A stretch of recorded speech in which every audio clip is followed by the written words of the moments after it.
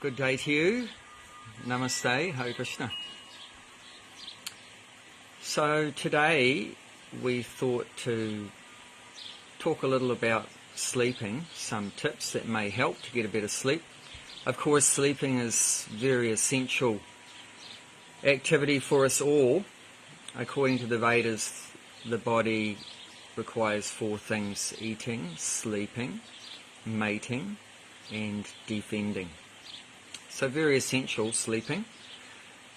But unfortunately we see in modern day society that many people don't get a very good sleep. And of course that affects their daytime. If you don't sleep well, you won't be able to do your daytime activities or work very well, and you're going to feel terrible and tired all the time and everything like that. So that's very unfortunate. So it's good to look at why we might not be getting good sleep and how we can do better. One thing to consider is that the body is designed for physical activity, and then when you do the physical activity, it gets drained out, so it needs to recharge, and that's sleeping. However, what do we see in modern day society is that in many cases we don't do much physical activity during the day. A lot of people are working in offices or factories where they're basically standing in one place or sitting down, or even people just lying down watching a TV or something like that. So actually the body's not designed for that.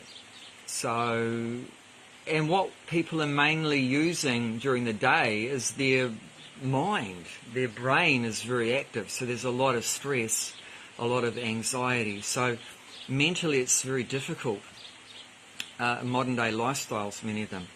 But physically there's not much going on, so that's the opposite of the traditional kind of lifestyle, where people traditionally had a physically very demanding life. They were growing their crops and grains and milking cows and walking for miles and everything like that.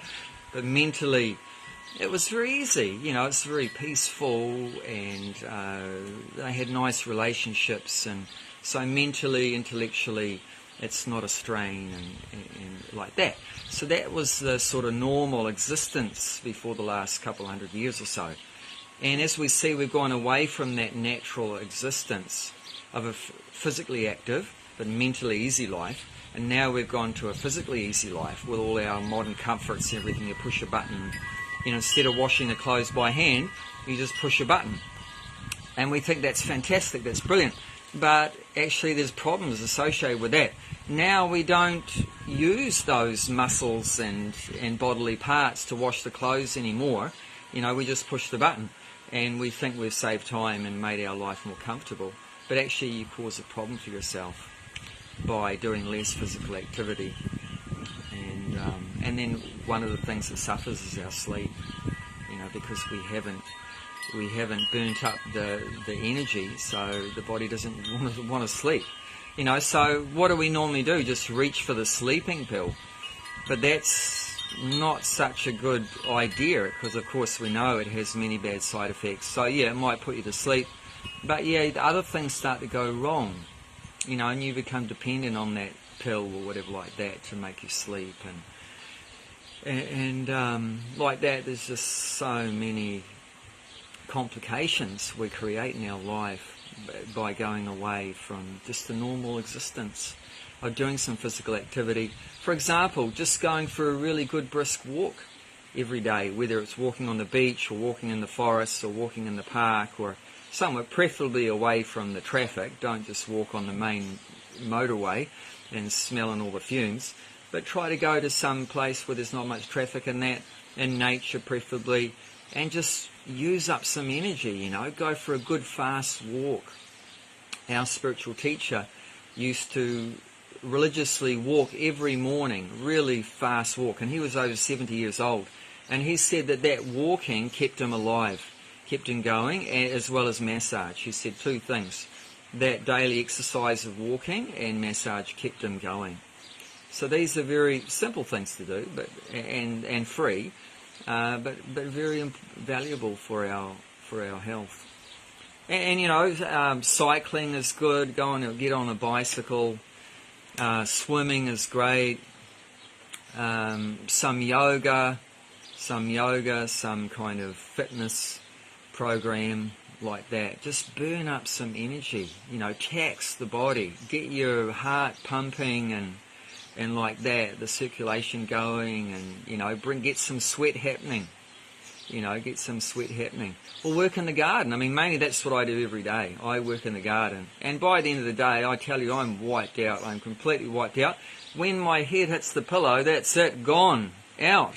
And I don't wake up until the alarm goes off, unless I need to get up for a pee. But then, you know, I just crash out just straight away, you know. So, and that's just because, you know, physically, you know, I've just used everything up so the body has to rest. But in the city life, you know, you're so mentally, you're so exhausted, and you just want to have a break, you know. But the body's, you haven't used it, so what refuses to sleep. But you feel mentally, you feel like you need to sleep because you just need to switch off. But your body's not ready to do that. So, but we just need to make some changes, just to try to bring us back to that routine of being physically active more. And just take it easy, you know, mentally, less stress and everything. And create that tension that stops you to sleep. If there's too much anxiety and fear and worry and that in the mind, then, you know, you'll have a broken sleep, maybe some bad dreams and nightmares and all that kind of stuff, or just insomnia and everything. So, yeah, we need to do some meditation, some breathing exercises, yoga like that, just to help the mind to get under control. We need to bring the mind under control. Otherwise, yeah, that will interfere with our sleep. So those are just some basic overview of what I think the main problem is. We need more physical activity and less mental, you know, bring that down into a more balanced way like that. But some other practical things you can do. According to the Vedas, the direction we have our head when we sleep is very important for having a good sleep. If you want to have a good sleep and a better standard of life, then you have your head to the south or the east. Set up your bed to the south or the east. And according to the Vedas, if you head to the south, you have a longer life. And if you head to the east, you develop a higher consciousness, more knowledge. So those are both good things. Then it creates a difficulty, which way do I want to go? Do I want the knowledge or the longer life? So, yeah, they're both good things. It doesn't really matter. Don't worry about that, which way you're going to go. But they're both good. And if you want to avoid a bad sleep, don't put your head to the north. Head to the north is going to just not bring you good luck. And I've noticed that. Before I had this knowledge, I slept with my head to the north, and I wondered why I wake up with a really, you know, feeling like I haven't slept well. It's not a good way to sleep. In India, and some other cultures too, I found out. When I told one lady in Japan about that, don't put your head to the north, she said, yeah, in Japan, they know that. Some of the people know that. Don't sleep with your head to the north. In India, when they line up the dead bodies, before they burn the body, cremate the body with the head to the north. So when the body has died and they're burning it, they put the head in that direction. And she said in Japan they also do that. They line up the dead bodies with the head to the north. So that was quite surprising. So, you know, it's all originally coming from the same culture. So some people have this knowledge, and it's very, very useful to know. So yeah, put your head to the east or the south. Don't have it to the north. You might have to change your bed around or whatever, or put your pillow at the other end of the bed, you know, if it's not out the right way. And head to the west. It's not really good, and it's not really bad. So like that, it's mediocre. Head to the west, like that. So those are things that can help. And also, if you eat a big meal late at night, there's a very good chance, if you've got a full stomach when you go to bed, that's going to interfere with your sleep. You know, you're not going to be rejuvenating at night. You're going to be digesting that big meal. So try to avoid eating a big meal at night. That's going to affect your sleep big time. And instead of recharging in that 6-8 hour period of sleeping, you're spending most of that time digesting. So no wonder why you wake up feeling groggy. So we've really got to change these kind of habits, these Western habits. In traditional Vedic culture, your main meal is in the middle of the day. And you just eat very little at night. And then you're not interfering with your sleep. And also try to avoid eating spicy food at night. Anything that might stimulate us is not good at night. You don't want more stimulants at night. So don't eat a lot of chili at night and black pepper and just garam masala and all these spices and sour food, you know, at night is not good. Tomato and so forth, lemon at night is not good.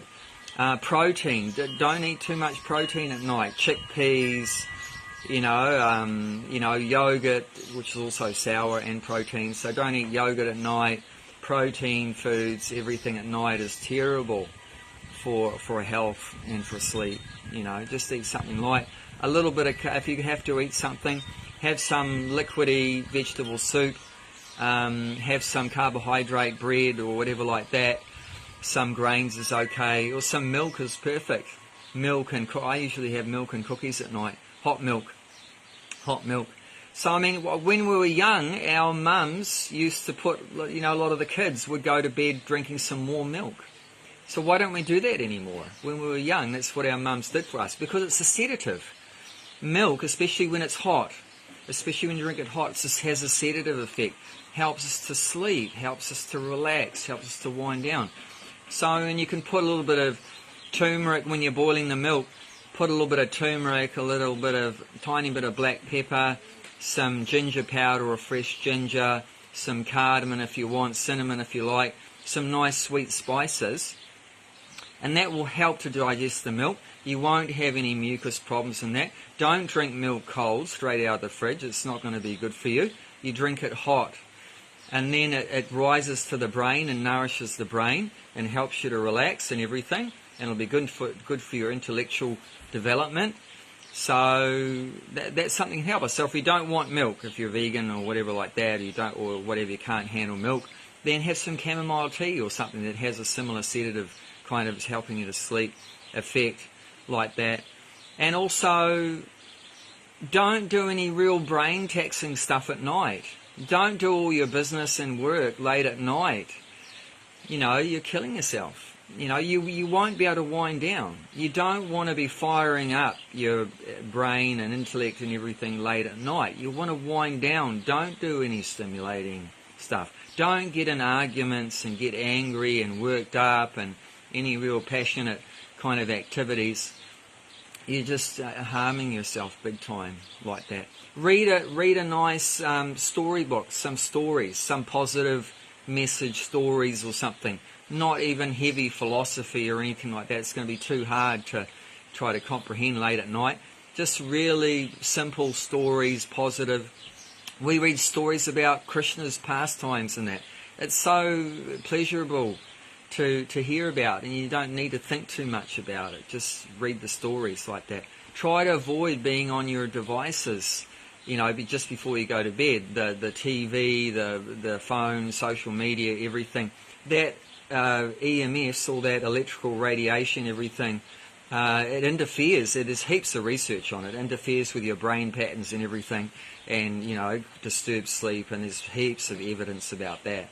So try not to spend, your last 2 waking hours or whatever stuck on the phone and watching TV, because it's going to screw up your sleep.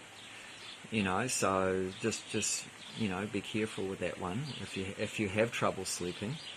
that's definitely not going to help. And one thing you can do is massage your feet before you go to bed. Massage your feet, put a little bit of oil, not too much, you get it all in your bed sheets. Just put a little bit of oil and rub your feet nice and firm, massaging your feet. That will also help you to relax and to get a good sleep. And just keep your bed clean.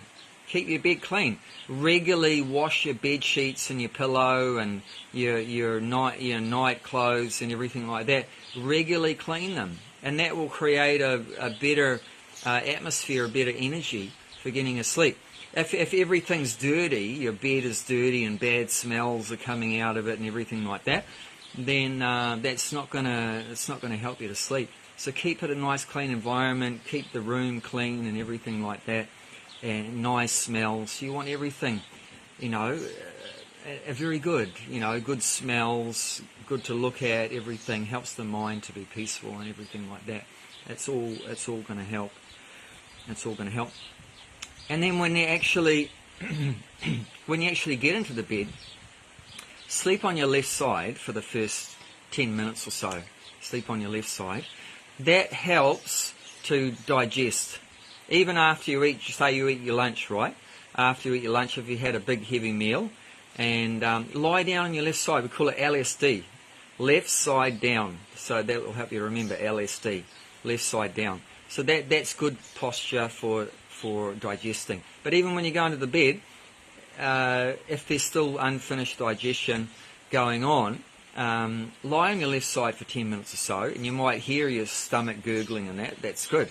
The digestion is going well. Then you can get on your back. Lying on your back for most people is recommended. That's the best position to lie on your back, flat on your back. And ideally have a firm bed. We like nice comfort, right? But often having too much comfort for the body is not good for the body. Too soft bed is not good. You're going to wake up with a broken back, if the bed's too soft. So a firm bed is good. And in many cultures, right, they sleep on the floor. In many cultures, they sleep on the ground. And just have a thin mattress just to take the edge off the hardness. But that's great for the back. When I was a single monk, then for 8 years, that's how I slept, just with a yoga mat, and then on the floor, and back was fantastic. Back was brilliant, like that. But I'm not saying you have to do that. But that definitely can help, especially if you have back problems. That could be why your bed is too soft. And otherwise, you can have your bed frame and put a hard board on it instead of a big, massive, thick mattress, which is real soft. Put a hard plank on your bed frame, and then once again, just some thin yoga mats, some blankets or whatever underneath like that. So if you have back problems, especially, or if you had trouble sleeping, that may help. That may help.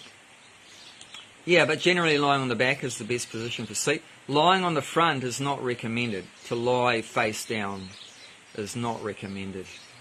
Not recommended. Lying on the back is best. And then when you're getting up in the morning, like your alarm goes off or you just automatically wake up, lie on your right side. Lie on your right side before you get out of bed for 10 minutes or so. And that will help you to eliminate waste. It means go to the toilet.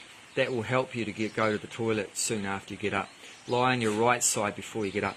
So when you're going to sleep, lie on your left side. That'll help you digest. Go on your back before you get up. Go on your right, and then you get up. So those are just a few. Oh, one more thing. It's being recognised more and more that the importance of being in touch with Mother Earth. There's so many benefits of being in touch with the Earth. And unfortunately, that's one of the effects of modern day society. We've got further and further, disconnected from the Earth.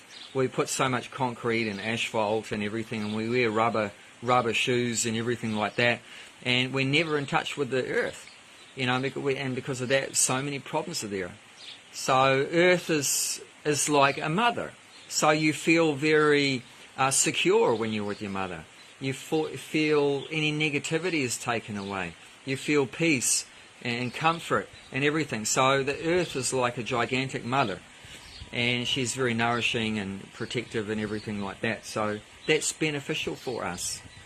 So they've developed some interesting things now called earthing or grounding, where they put an underlay under your bedsheet. An underlay, you can buy it, and it's filled up with like fine silver wires, and it's got a wire running from it, and they have one for the pillow as well, a pillow cover, and then you plug that in, and it's connected with the earth point in the plug, and that's each house has an earthing rod, a metal rod banged into the earth. So every house, the power is connected with that. So no one's going to get electrocuted or whatever, if there's lightning and all that kind of stuff. So they plug it into the earth, and it's connected with the earth, so you don't have to switch it on or anything, but just have it plugged in. And that means while you're sleeping, you're connected with the earth that whole time you're sleeping for 6 or 8 hours or whatever like that. And my wife and I, since we've been using it for less than 6 months, we've definitely found it's had a positive effect on our sleep and just general feeling of health. So, and there's a company in New Zealand called Grounded Kiwi, I think they're called Grounded Kiwi. You can look it up there and get more of an idea, and you can do some research like that. But that can be a good investment, especially if you have some problem sleeping or some general health. It can affect other things too, positively with your health, not just your sleep. Just being in contact with the earth. A lot of diseases, they say, can be benefited, removed from just being grounded with the earth. Especially if you're not grounded during the day, you know, like if you're not walking around with bare feet in the garden and your hands are in the earth, then if you don't have that, then you know you need to get grounded sometime, at least at night. It's like some contact is there, can be helpful. And also, how much to sleep? Well, it's of course case by case, individual, but according to the Vedas, generally recommended between 6 and 8 hours. Between 6 and 8 hours for majority of people should be the right amount. See, if you sleep less than what your body needs, then you haven't regenerated enough, you're going to feel sleepy, right? And also your brain doesn't work properly. I don't know if any of you have experienced that before, but if you're like sleep deprived, you can't think properly and you can't make the right decisions, and you know your discrimination power is really affected by that if you sleep too less. So don't do that. And sleeping too much, it's also not good. You know, if you sleep too much, you think, well, if I sleep more, I'll feel more rested. Not necessarily. You sleep as much as you need, but if you go beyond that, then it also has a negative effect. And you're really stuck in the mode of ignorance. Because sleeping is ignorant. It's an ignorant existence, right? There's no knowledge there, no consciousness when you're asleep. So if you spend out 24 hours, if you spend too much time sleeping, your whole daytime is going to be more in that mode of ignorance. You know, like if you sleep 10 hours a day, or 12 hours a day, 14 hours in a day out of 24 hours, then your whole day is going to be, you're going to be surrounded by that mode of ignorance more. And it actually can have a draining effect on you if you spend too much time sleeping like that. So not too less, not too much. So everyone has to find out exactly what's the right amount for them. And it depends on many factors, how old you are and the lifestyle you live. Well, I do a lot of physical work, so I'm really wasted by the end of the day. So I, need to sleep probably at least 7 hours, 7 to 8 hours, because my body's so whacked. But when I was just a monk and I wasn't doing too much physical work, 6 hours was enough. 6 hours was heaps when I wasn't doing too much physical work. Now, I need to sleep a bit more. And then when to sleep. Ideally, like I mentioned in the health video, early to bed, early to rise, keeps you healthy, wealthy and wise. So that was the tradition, and that's the best, for our health. Go to bed early, get up early, getting more in tune with the natural rhythms. And so ideally, should be in bed by 10 at the latest, ideally. By 10 at the latest, and get up, between 4 to 6 or something like that. So it depends. Some people say, you Hare Krishnas, how do you, get up so early? Get up so they hear we get up at 4 or something, into like temples they get up at 4. And how do you get up so early? But it's not that we're sleeping a lot less than anyone else, but it's just we've changed the times. So imagine, someone goes to bed at midnight and they get up at 7, okay? So, and we might get up at 4, but we might go to bed at 9. So what's the difference? If you go to bed at 9 and get up at 4, it's 7 hours. You go to bed at midnight, you get up at 7, it's 7 hours. So it's not the person gets up at 4, sleeps a lot less, but it just changed the hours of sleeping. And you're going to get a lot better quality sleep if you go to bed early and you get up early. So there's certain hours that the body gets maximum rejuvenation. It's said, for example, according to research, the quality of sleep before midnight is double the quality of sleep after midnight. So you do the calculations. Imagine if you slept 4 hours before midnight, that's equivalent to sleeping 8 hours after midnight. So you get the same rejuvenation from 4 hours before midnight as 8 hours after midnight. So you choose, So, okay, someone's just said 7 to 8 hours sleep now because of physical work, but do you think age has an influence too? Yeah, it definitely does. But the influence of age is interesting because the body is not doing so much. There's no growth happening anymore. It's going the other way, right? It's dwindling. The body's dwindling. See, there's a growing phase, right? And then at a certain peak, you hit a peak, and then it's all downhill, right? The body's starting to diminish. So at that point, when the body's dwindling, you don't need so much sleep. You don't need so much sleep. And if you're not doing a lot of physical activities as well, so there's nothing to rejuvenate there. So actually, when you're old, ideally you'll be sleeping less, which is not bad. That's good. So less time sleeping means we can be doing better things. What's better things? Like you can do more meditation, more spiritual development, get into more philosophy, more reading. There's so many wonderful things you can do. But I'll just tell you an example from my grandmother. She wasn't into spiritual development or anything like that. She was just a typical Kiwi. And she was very old, like around 80 or whatever. And she couldn't sleep much. She found after 3 or 4 hours that she couldn't sleep. And she thought, there's something wrong with me. Why I can't sleep more than 3 or 4 hours? And there was nothing wrong with her. That was because of the age of her body. She didn't need to sleep more than 3 or 4 hours. Their body had got everything it needed, like that. And but she didn't know that. She thought there's something wrong. And also, what am I going to do with 20 hours? What am I going to do? So she took sleeping pills to whack her out for whatever, 8 hours or whatever. But that's a crime. That's a crime, and that's due to her ignorance, and the ignorance of society, that we don't inform people that. But actually, that's just normal. That you don't need to sleep so much when you're very old. Generally, unless there's some sickness or whatever.